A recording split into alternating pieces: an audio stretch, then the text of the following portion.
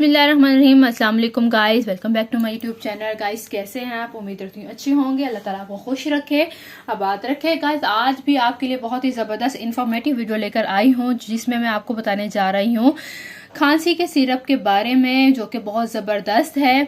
बहुत ज़बरदस्त के बेनिफिट्स हैं। इसका इस्तेमाल आपकी हर तरह की पुरानी से पुरानी खांसी, जो कि खांसी आपकी नहीं जा रही, मेडिसिन आप इस्तेमाल करके थक चुके हैं, तो उनके लिए बहुत ही ज़बरदस्त ये सिरप है वेंटोलिन, जो कि बहुत ज़बरदस्त सिरप है।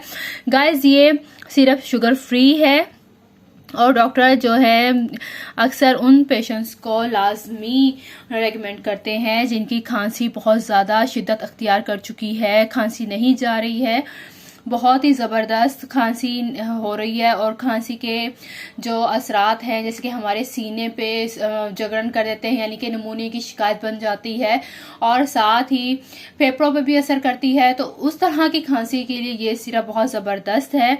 और गाइस इसका इस्तेमाल आपको सुकून देगा, सीने में भी, गले में भी, और जो पेन आपको हो रहा है खांसी कर करके, जिस्म में दर्द शुरू हो जाता है, सर में दर्द शुरू हो जाता है, गाइस उससे बहुत जल्द आराम मिलेगा। गाइस ये सिरप बहुत ही ज़बरदस्त है, इसका इस्तेमाल आपके लिए बहुत ज़बरदस्त रहता है।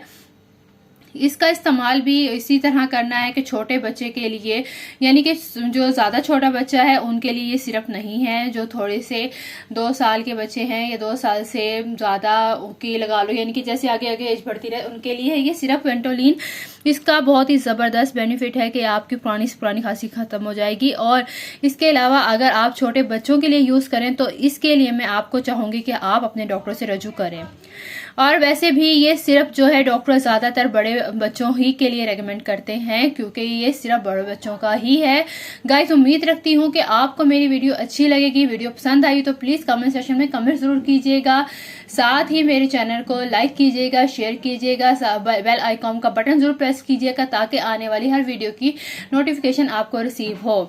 गाइस कुछ गलती है वीडियो में मुझे बोलने में या वीडियो की इन्फॉर्मेशन देने में, उसके लिए मैं माज़रत चाहती हूँ।